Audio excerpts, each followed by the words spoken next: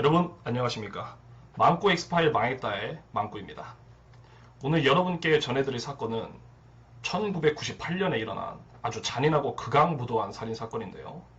그 당시에는 어느 누구도 예상하지 못했던 잔혹한 범행으로 세간을 떠들썩하게 했던 사건입니다. 오늘 망꾸 엑스파일 바로 좌측 상단에 보시다시피 사바이 단란주점 살인사건입니다.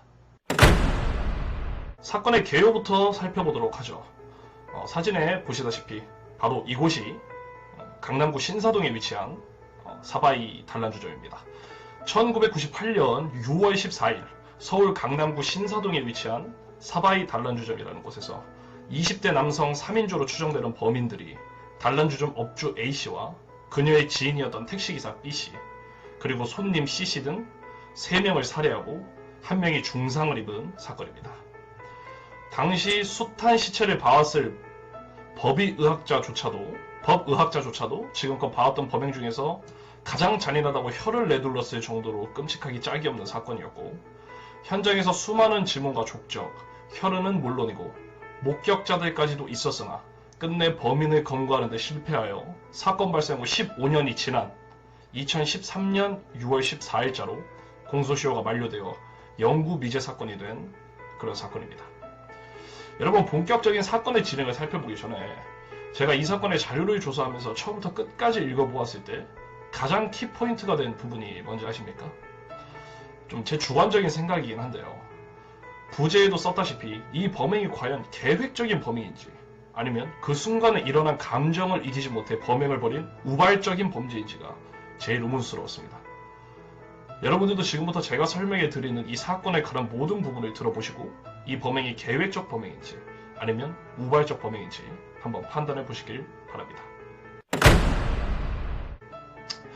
자, 사건이 일어났던 1998년 6월 14일 새벽 2시 반, 그해 그 달에는 프랑스 월드컵이 한창이던 때였고요. 사건이 일어난 그날엔 대한민국과 멕시코의 경기가 열렸던 날이었습니다. 그래서 전 국민들의 시선은 월드컵을 향해 있었죠. 그런데 그날 서울 신사동에 위치한 사바이 단란주점에는 한바탕 피바람이 불게 됩니다. 사건이 알려지게 된 건 사바이 단란주점의 손님이었던 여성 D씨가 하반신에 아무것도 걸치지 않은 상태로 피를 철철 흘리며 계단에서 올라오면서부터였는데요. 그때 단란주점 옆에서 손님을 태우기 위해 대기 중이던 택시기사 B씨가 D씨를 발견하고 경찰에 신고하면서 사건이 알려지게 됩니다. 사건 신고를 받은 경찰은 급히 사바이 단란주점으로 출동을 했는데 그때 그들의 눈앞에는 매우 끔찍한 광경이 펼쳐져 있었습니다. 이 단란주점의 여주인인 A씨와 그리고 그녀의 지인인 택시기사 B씨, 또 다른 지인인 C씨, 3명이 모두 처참한 주검으로 발견이 되어 있었는데요. 여주인 A씨는 허벅지와 등에서 칼에 찔린 상처가 발견되었는데 매우 깊숙하게 찔려 있었던 걸 확인할 수가 있었습니다. 그것만으로도 참혹했지만 그녀의 입 가장자리에는 무려 13cm 길이의 칼로 마치 사람이 웃는 듯한 표정을 짓게 만들어 놓은 찢겨나간 상처가 있었습니다. 또한 택시기사 B씨의 몸에 무려 17군데나 칼에 의해 찔리고 베인 흔적이 발견이 되었는데요. 가장 끔찍하게 죽은 사람은 여인 C씨였습니다. 그녀는 목이 반쯤 잘려 있었고 이마에는 마치 발로 짓밟힌 듯 선명한 신발 자국까지 남아있었다고 합니다. 자, 지금부터 이 보여드리는 사진은 좀 자극적이고 잔인한 부분이 담겨 있어서 그걸 방지하는 예방 차원에서 모자이크를 좀 강하게 넣은 점 양해 부탁드리겠습니다. 이 첫 번째 사진, 이 위에 있는 첫 번째 사진을 보시면 이 부분은 팔입니다. 팔이 철사나 케이블 타이 같은 것에 의해 결박되어 있는 사진이고요. 이 아래에 있는 이 두 번째 사진은 범행이 일어났던 그 사바이 단란주점 내부 룸 방의 모습입니다. 다른 사진들도 있지만 좀 많이 자극적이고 잔인한 부분이 있어서 그 사진은 좀 빼도록 했으니까 양해 부탁드리도록 하겠습니다. 죄송합니다. 자, 그 3명의 시신들은 모두 밧줄로 결박을 당해 있었고 물이 틀어져 있었는지 바닥이 또 흥건했고요. 또 접시와 술잔 그리고 술병 등의 기물들이 깨져 있어 파편들이 이리저리 흩어져 있는 그런 상태였다고 합니다. 이 사건에서 여러가지 주목할 만한 증거들이 아주 다수 나왔는데요. 먼저 피해 여성들의 머리카락을 칼로 자른 흔적이 있었다는 겁니다. 왜 범인은 이 죽은 여성들의 머리카락을 잘라갔을까요? 일단 범인으로서는 빨리 달아나야 되는데 머리카락을 뭉텅이로 잡고 자르는 행위는 시간이 꽤나 걸리는, 아주 오래 걸린다면 오래 걸릴 수 있는 그런 행위라는 건 분명한 사실입니다. 다음은 피해자의 엉덩이를 칼로 찔렀다는 점인데, 엉덩이는 여러분들도 알고 계실지 모르겠지만 사실 치명상을 입힐 만한 그런 부위는 아닙니다. 엉덩이 부분이. 근데 그런 불필요한 자상을 남긴 이유가 도무지 납득하기 어려웠다는 점인데요. 목이 반쯤 잘린 채로 발견된 여인 C씨의 시신에서도 특이한 증거가 발견이 되었는데 발바닥에 혈흔들이 묻어 있었다고 합니다. 이로 봐서는 범인들은 두 명을 한거불능의 상태로 만든 후에 C씨는 결박하지 않고 끌고 다니면서 공격을 했을 가능성이 매우 높다는 의견이 나왔었습니다. 그 당시 단란주점의 카운터에 수화기는 내려져 있었고요. 주변은 뭔가 급하게 뒤진 듯한 흔적이 남아 있었다고 합니다. 그리고 B씨의 바지 주머니에는 칼로 찢긴 흔적이 남아 있었는데 마치 강도의 소행인 것처럼 보였다고 합니다. 아니나 다를까 수사 결과 금목걸이와 금팔찌, 그리고 신용카드와 체크카드, 또 현금 일부가 없어진 것이 확인이 되었고, 또 피해자들에게는 구타를 당한 흔적도 있었는데 당시 수사에 참여했던 경찰은 입식 옷걸이를 부셔서 만든 몽둥이로 때린 것이라고 얘기를 했다고 합니다.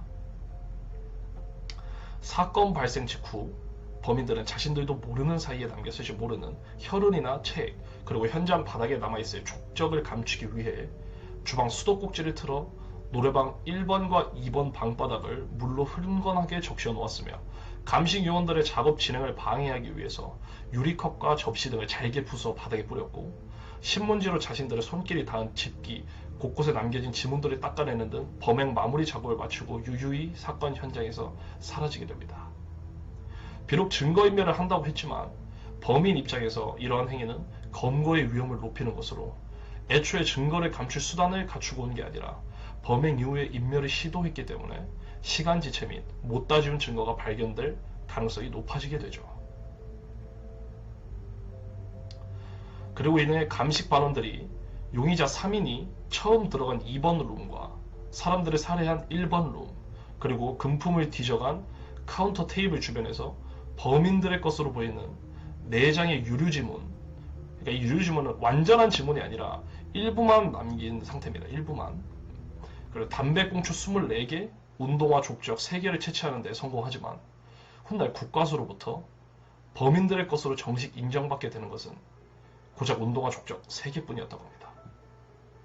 경찰은 유일한 생존자인 D씨의 증언을 통해 범인들이 B씨의 현금 66,000원 강취해 갔음을 파악하지만 나머지 피살자들로부터는 얼마의 현금을 강취해 갔는지는 알 도리가 없었고, 게다가 범인들은 강취해간 B씨의 국민은행과 외환은행 카드, 각종 카드들도 사용하지를 않았으며, 피해 여성들에게 강취한 18K 금목걸이 2개와 금팔찌 1개 등도 현찰화하는 과정에서 근거를 남기지 않습니다. 그 당시 현장에 있던 노래방 기계를 조회해 알게 된 것이라고는 범인들이 부른 노래들 뿐이었다고 하네요. 그리고 이때 수사에 참여한 경찰들에게는 시신의 참혹한 상태와 현장의 남마의 혈흔 때문에 이 사바이 단란주점 살인사건이 역대 최고로 잔혹하기 짝이 없던 강도 살인사건으로 각인되었다고 합니다. 이 사건의 전개를 보면 목격자인 A씨의 언니의 진술에 따라 추적해본 사건의 전개는 6월 13일 저녁 10시경 본래 사바이 단란주점의 여주인인 A씨 대신에 A씨의 언니가 대신 가게를 보고 있었는데, 그때 범인으로 추정되는 남자 3명이 들어왔다고 합니다. 그들은 모두 1번 방으로 들어갔고 용의자 1이 도우미를 요구했다고 했습니다. 그 과정에서 용의자 2가 지금은 아가씨가 부를 때가 아니라고 말리며 자기들끼리 얘기를 하다가 결국 양주 한 병과 과일 안주를 주문해서 먹고 마셨다고 얘기를 했습니다. 그리고 20분 후인 10시 20분경 단란주점 근처에서 식당 종업원 일을 하는 D씨가 지인인 C씨와 함께 맥주 한잔을 하려고 이 사바이 단란주점을 찾았다고 했고, 잠시 후 이 사건의 피해자이자 단란주점의 여주인인 A씨가 언니와 교대하기 위해 왔고, 언니는 남편이 밤 11시 50분경에 데리고 와서 단란주점에 나갔다고 했습니다. 그런데 A씨 언니 부부가 가게를 나설 때 한 가지 기억나는 것이 있었다고 했는데, 용의자들이 전부 서정적인 가사가 담겨있는 발라드 노래들만 부르며 이런 끔찍한 살인을 저지를 것이라고는 예상할 수도 없을 정도로 차분하고 즐겁게 그 당시를 즐겼다고 얘기를 했습니다. 그리고 6월 14일 자정 A씨의 지인이자 택시기사였던 B씨가 그 월드컵 멕시코전을 보려고 단란주점에 잠깐 들렸다고 했습니다. 그리고 전반전이 끝난 새벽 1시 반에 A씨의 언니가 가게에 전화를 걸었다는 듯 그때까지만 해도 단란주점에서는 아무 일이 없었다고 했습니다. 이러한 진술을 토대로 미루어 볼 때 범행은 A씨의 언니가 전화를 걸었던 6월 14일 새벽 1시 반에서 경찰에 신고가 들어온 새벽 2시 반까지 그 1시간 사이에 일어난 것으로 볼 수 있었겠죠. 도대체 범인들은 누구고 그들은 왜 사바이 단란주점에서 한바탕 피바람을 일으켰던 걸까요?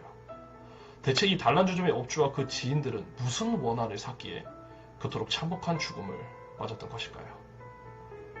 당초에 경찰은 이 사건을 접했을 때만 하더라도 정말 빠른 시간 안에 범인을 검거할 수 있을 거라고 믿었다고 합니다.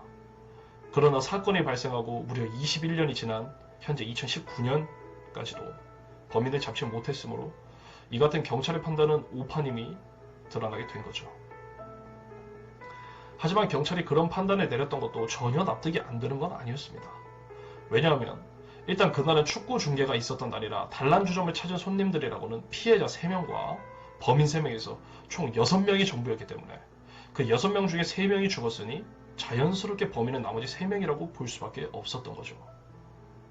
거기다가 범인들은 너무나도 많은 증거품들을 남겨두고 갔고 지문들도 덕지덕지 남아있었는데 한두 개도 아니고 무려 39개나 되는 지문을 남겨놓았다고 합니다. 그런데다 범인들을 목격한 목격자들까지 있었으니 경찰 입장에서는 이만큼 착한 범인도 없었을 것이라고 생각이 되지만 당초 확신했던 그 착한 범인은 알고 봤더니 매우 교활하고 영악한 범인이었고 결국 21년 동안 잡히지 않고 어디선가 숨바꼭질을 하고 있었던 거죠. 일단 경찰들의 예상이 틀어지기 시작한 건 CCTV가 없다는 점에서부터였는데 사건이 일어난 1998년만 하더라도 방범용 CCTV 설치가 보편화되지 않았던 상태였기에 범인의 얼굴을 제대로 잡아내기가 어려웠을 시절이었고 경찰들은 사건이 일어난 때가 초여름이었기 때문에 새벽에도 어느 정도 통행이 있었을 것이고 또 사바이 단란주점 건너편에 포장마차가 한두 군데 있었기 때문에 목격자들이 어느 정도 있었을 것이라고 보고 탐문 수사를 통해 범인들의 도주로를 파악하고 다른 목격자들을 찾는 데 주력했으나 하필이면 사건 당일인 98년 6월 14일은 대한민국과 멕시코의 월드컵 첫 경기가 열렸던 날이라 또 그 월드컵은 우리나라가 우수한 성적으로 본선 진출을 이뤄냈고요. 그 높은 기대감에 의해 그 어떤 경기보다도 시청률이 높던 때였기 때문에 이 탓에 목격자들이 좀처럼 나타나지 않게 되었던 점도 수사의 난항을 겪는 데 한몫을 하게 된 것이죠. 결국 경찰들은 범행 현장에서 범인들의 흔적을 찾는 데 몰두할 수밖에 없었고 사건 현장에서 범행 흔적이 상당히 많이 남아 있었으나 당시 기술로는 채취된 시료들 중 DNA를 확실하게 뽑아내는 게 불가능했기 때문에 지문을 집중적으로 찾았고 39개의 지문을 찾아냈지만 이 중 31개는 대조 가치가 없다고 보았고 나머지 8개의 지문으로 대조해본 결과 모두 주장 관계자들의 지문으로 밝혀졌습니다. 거기다 지문이 묻어있었을 법한 술병과 술잔 등도 범인들이 모두 산산조각을 내버려 지문을 채취할 수가 없었고 지금이라면 쪽지에 있는 쪽지문 하나로도 밝혀낼 수 있었지만 1998년 당시 과학기술로는 역부족이었고요. 또 사건이 일어났던 날 서울에는 비가 많이 내린 데다 범인들이 수돗물을 틀어놓아서 경찰이 출동했을 당시에 바닥이 온통 물천지였다고 했습니다. 그 탓에 지문 채취에 난항을 겪었고 물 때문에 지문이 훼손되어 어렵게 발견한 것들도 감식을 제대로 할 수 없는 그런 상태였다고 합니다. 그래서 경찰은 마지막 남은 생존자 D씨에게 희망을 걸게 되었는데 D씨의 진술에 따르면 피해자 C씨가 자신에게 6월 13일 밤 10시경에 자기 얘기 좀 듣고 가라고 하며 신사동의 사바이 단란주점으로 데리고 갔다고 하였고 그리고 들어간 지 얼마 되지 않아 용의자 1의 얼굴을 봤다고 했습니다. 그리고 여주인 A씨가 자신과 C씨에게 범인들이 있던 2번 방에서 합석을 하라고 안내했다고 얘기를 했고 그래서 가보긴 했지만 그리 오래 있지는 않았다고 얘기를 했습니다. 그녀는 남자들 사이에서 뭔가 섬뜩한 기운을 느껴서 먼저 나왔고 그 C씨도 뒤이어 나와 1번 방으로 돌아갔다고 했습니다. 그리고 잠시 후 화장실이 급해서 방을 나온 C씨는 카운터에서 택시기사와 그리고 업주 A씨 그리고 3명의 용의자 사이에 단란주점 카운터에서 실랑이가 벌어진 것을 목격을 하였지만 그녀는 별 관심이 없이 화장실에 갔다가 1번 방으로 다시 돌아가게 되었습니다. 그런데 그녀가 1번 방으로 돌아오자마자 상황이 갑자기 긴박하게 돌아가게 됐는데 그 용의자 1, 2, 3과 그리고 택시기사 B씨, 업주 A씨가 함께 1번 방에 손은 뒤로 돌려진 채로 결박이 되어 있었고요. 용의자 3명이 B씨와 A씨를 발로 차서 1번 방에 쳐넣었다고 했습니다. 택시기사 B씨는 말로 해결하자고 했고 업주 A씨는 살려달라고 애걸복걸했지만 범인들은 B씨와 A씨를 잔혹하게 구타하였고 범인들은 뒤이어 겁에 질린 채로 있었던 1번 방 손님이 C씨와 D씨에게 다가가 위협을 하며 두 여인 중 먼저 C씨에게 다가가 금목걸이를 내놓으라고 했는데 D씨가 그거 그냥 줘버려 라고 소리를 쳤음에도 불구하고 C씨는 금목걸이를 넘겨주려 하지 않았고 흥분한 범인은 C씨를 끌어내 바닥에 패대기를 치고 구두발로 이마를 차며 지근지근 밟다시피 하였고 그렇게 계속 구타를 진행하였다고 합니다. 폭력이 오고 간 이후 처참한 사륙극이 벌어지게 되었고 생존자 D씨는 먼저 옆구리를 칼로 찔려 정신을 잃은 탓에 목에 칼이 들어왔는지도 몰랐다고 했습니다. 범인들은 이후 피해자들의 머리를 흔들며 죽었는지 살았는지를 확인하고 증거인멸을 했는지 안 했는지 서로 자기들끼리 확인을 하고 있었고 그때 D씨는 겨우 죽은 척을 해서 위기를 넘겼다고 했습니다. 그리고 범인들은 빨리 가자, 시간이 없다라는 말을 하면서 도주를 했다고 했고 D씨는 목과 옆구리를 칼에 찔렸지만 다행히 급소를 피해가서 살아남을 수 있었다고 얘기를 했습니다. 그리고 여기서 굉장히 흥미로운 점은 D씨가 생생히 기억하고 있는 것들 중 하나가 범인들이 자신들의 범행 동기를 털어놓았다고 했습니다. 범인들이 칼로 그녀를 위협할 때 그녀는 남편이 지금 뇌수술 중이라 일을 못해서 내가 식당에서 일해서 받은 일당 가지고 겨우겨우 먹고 살고 있다고 호소했는데 그때 범인이 아줌마 우리도 회사 잘려서 아줌마랑 같은 처지거든? 우리도 안 이러고 싶어 라고 했다고 했습니다. 그리고 그들은 폭력과 함께 금품을 요구했고 실제로 현금 6만원 그리고 귀금속, 신용카드, 체크카드 등을 빼앗아 갔음이 드러나게 됩니다. 여기서의 범행 동기를 간단히 살펴보자면 일단 현장에 남겨진 흔적들과 피해자의 증언들을 고려해볼 때 언뜻 봐서는 금품을 노린 범죄로 생각을 해볼 수가 있지만 사건의 실체를 깊이 들여다보면 금품을 노린 범죄라고 보기엔 몇 가지 석연찮은 점이 있었는데요. 우선 이 범죄가 강도의 짓이라고 보기 어려웠던 이유가 바로 피해자 B씨의 상태였습니다. 당시 B씨는 금시계를 차고 있었는데 시계줄은 풀려 있었으나 시계를 가져가지는 않았고 또 B씨 손가락에는 금반지가 있었음에도 불구하고 범인들은 그 금반지를 빼앗지도 않았습니다. 그 외에도 여인들의 손목에 차고 있던 반지와 금팔찌 등도 고스란히 남아있었고 즉 귀중품을 노린 범죄라고 하기엔 남기고 간 귀중품들이 너무나 많았던 것이죠.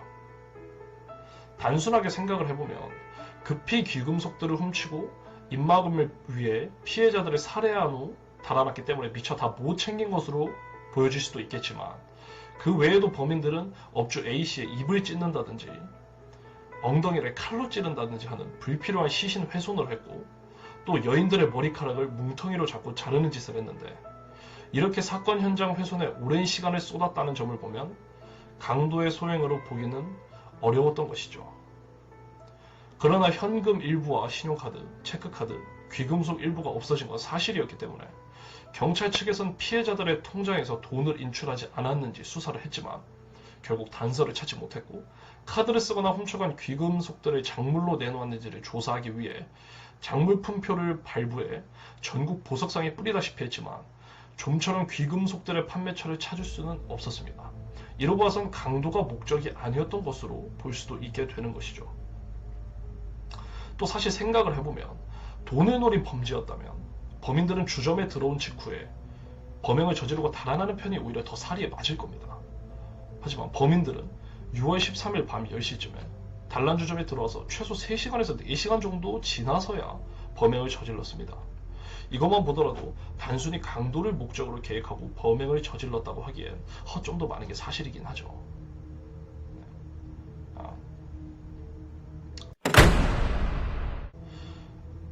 지금 보여드리는 이 사진이 바로 사바이 단란주점 살인사건의 용의자 3명의 몽타주입니다.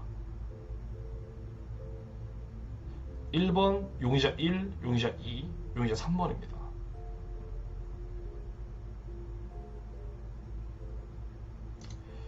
경찰이 조기에 범인을 잡을 것이라고 확신했던 또 하나의 근거가 바로 생존자 D씨가 사건 당시에 이를 생생하게 기억을 하고 있었고요. 그 기억을 바탕으로 범인들의 몽타주가 방금 보여드린 그 몽타주가 조기에 만들어졌기 때문이었는데요. 경찰은 무려 10만 장이 넘는 범인들의 몽타주가 그려진 수배지를 전국에 뿌렸고 당시 MBC에서 방영을 했던 공개수배 프로그램에서도 2차례에 걸쳐 공개수배를 하였는데 그 결과 전국 각지에서 범인으로 보이는 사람들을 목격했다는 제보가 쏟아졌다고 합니다. 여러분께서 지금 보시는 이 사진이 아까 보여드렸던 이 사진이 다시 한번 보여드리도록 하는데 이 사진이 몽타주 사진입니다. 참고하시고요. 그리고 여기서 마침내 범인으로 의심되는 한 명을 검거를 하는데 경찰 측에서 검거했다고 주장하는 인물은 범인 3명 중에 다름 아닌 B씨였습니다. B였습니다. B. 일단 용의자 2라고 하겠습니다. 용의자 2. 일단 피해자의 진술로 얻어낸 2의 몽타주를 보았을 때 피해자 얼굴은 몽타주와 놀라울 정도로 닮았고 3명의 범인을 목격했던 주점 여인인 A씨의 언니도 용의자가 범인 3명 중 한 사람이 맞다고 주장하면서 정말로 범인 3명 중 한 명을 검거하는 데 성공한 것처럼 보였습니다. 용의자가 잡히게 된 이유는 공개수배 프로그램을 보고 난 후 용의자의 얼굴이 범인 3명 중 한 명과 놀라울 정도로 닮아서 이 사람이 범인인 것 같다고 경찰에 신고했기 때문이었다고 하는데요. 하지만 체포된 용의자는 A씨의 언니가 누군지도 몰랐으며 A씨의 언니가 그를 보자마자 온갖 욕을 퍼부었을 때도 도대체 저게 뭔 소린지 모르겠다는 생각이 들었다고 했습니다. 그 탓에 당연히 6월 14일 사바이 단란주점에서 일어난 살인사건에 대해 강력하게 부인을 하였지만 이때 사건 조기 해결에 목숨을 걸었던 경찰이 아주 빼도 박도 못할 잘못을 저지르게 됩니다. 그 당시 경찰이 절대 해서는 안 되는 강압수사를 하고 말았던 것이죠. 사건에 대해 전혀 모르고 있었던 용의자를 구타해 어떻게든 자백을 하게 만들려고 하였고 결국 강압수사에 못 이긴 피의자는 자신의 알리바이도 제대로 되지 못한 채 결국 내가 죽였다며 허위 자백을 하고 말았습니다. 그러나 이후 사건이 있었던 그날 용의자는 자신의 집에서 자신의 형과 축구를 보고 있었던 것으로 밝혀져서 알리바이가 입증이 되었고 결국 이 사건은 단순한 촌극으로 끝나게 되었습니다. 그 후 경찰청 소속 범죄분석팀장은 이 사건이 계획적으로 일어난 사건이 아니라고 주장을 했습니다. 그 첫 번째 근거는 자신들의 정체가 이미 노출되었다는 것을 들었는데 다시 사건 경위를 한번 살펴보자면 범인들은 6월 13일 밤 10시쯤에 왔는데 그때 단란주점은 A씨의 언니가 보고 있었고 그녀는 자정이 조금 못되어서 업주 A씨와 교대를 했습니다.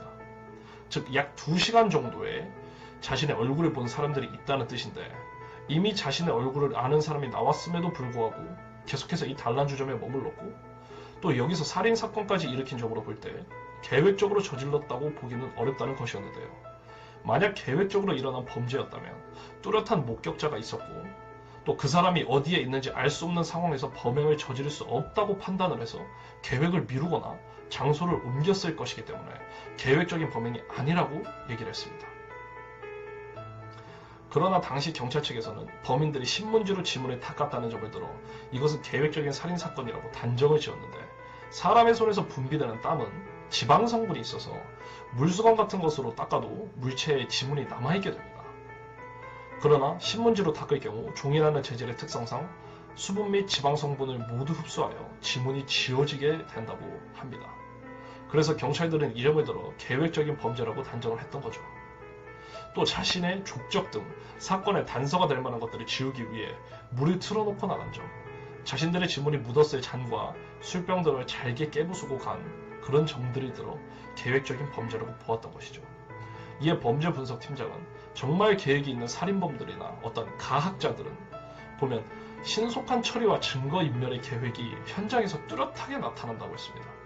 근데 이 사건의 범인은 이미 모든 범죄가 저질러질 때까지 자기 흔적들을 많이 남기고 있는 상태였고 그것을 나중에 피해자들이 다 죽은 뒤에 증거인멸을 시도하는 건 굉장히 위험도가 있는 일이다. 무엇이 남아있을지 모르기 때문이다. 이러한 점을 들어 그는 이 사건이 계획적 범죄가 아닌 우발적 범죄라고 주장을 하게 됩니다. 그러나 우발적인 범죄로 보기엔 몇 가지 의문점이 남아 있습니다. 그것은 바로 범인들이 이미 살인했을 연장을 챙겨왔다는 점인데요. 만일 우발적으로 저지른 살인이라면 대개 주변에 있던 도구들로 살인을 저지르게 됩니다. 왜냐하면 즉흥적이고 순간적으로 일으킨 것이기 때문에 일반적으로 손에 잡히는 무언가로 범행을 저지르기 때문인데요. 그래서 사건이 일어난 곳이 단란주점이라는 점을 고려를 하면 재떨이, 아니 소화기, 아니면 술병이라든지 주방에서 쓰는 식칼 등으로 살인을 저질러야 살이에 맞을 겁니다. 그런데 범인들은 이미 살인 도구를 챙겨왔습니다. 피해자들이 결박할 때 쓴 것들은 케이블 타이나 철사 같은 것들이었는데 일반적으로 케이블 타이를 지니고 다닐 만한 사람이 있을까요? 그것도 단란주점에 말이죠.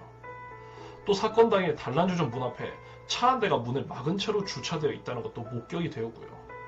이는 범인이 이 단란주점의 통행을 차단하기 위해 한 짓으로 볼 수도 있겠죠. 또 중간에 범인 패거리들 중 둘이서 실랑이를 하다가 한 명이 위에 올라갔다 내려왔다고 했는데 연장을 챙기러 간 것인지 아니면 주점 문을 잠그기 위해 간 것인지는 사실 알 수가 없었고요. 거기다 D씨는 일반적으로 부엌에서 쓰는 식칼이 아닌 회를 칠 때 쓰는 회칼을 차고 있었다는 걸 분명히 기억을 해냈습니다. 범행에 쓰인 칼이 이 단란주점 주방에서 쓰이는 식칼이 아니었다는 점을 고려하면 범인들은 이미 처음부터 흉기를 지니고 있었다고 봐야 되겠죠.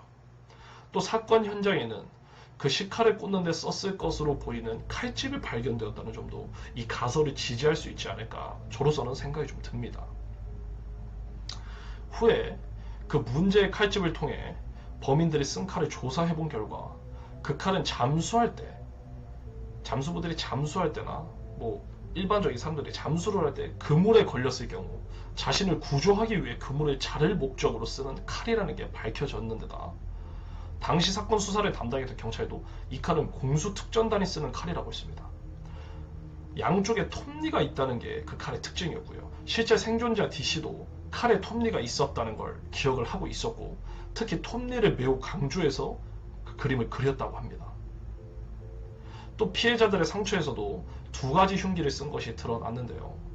범행은 우발적으로 일어났는데 살인 도구는 미리 준비했다는 건 납득이 되지 않는 부분 중에 하나로 자리가 잡힐 수밖에 없다고 생각이 듭니다.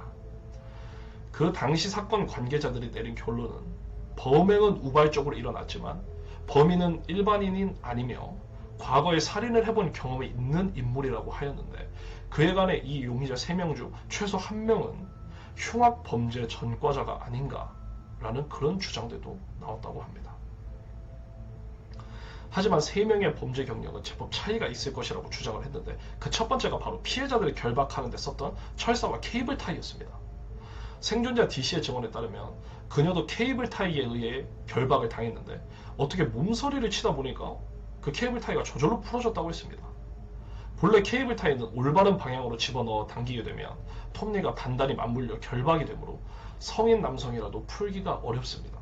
하지만 반대로 집어넣게 되면 겉으로 봐서는 결박이 된 것처럼 보이지만 실제로는 톱니가 맞물리지 않아서 그냥 풀리게 되어 있게 되는데 이 경우라면 여성이라도 쉽게 풀고 나올 수 있다고 합니다. 실제 현장에서 발견된 케이블 타이는 반대 방향으로 집어넣어져 있었고요.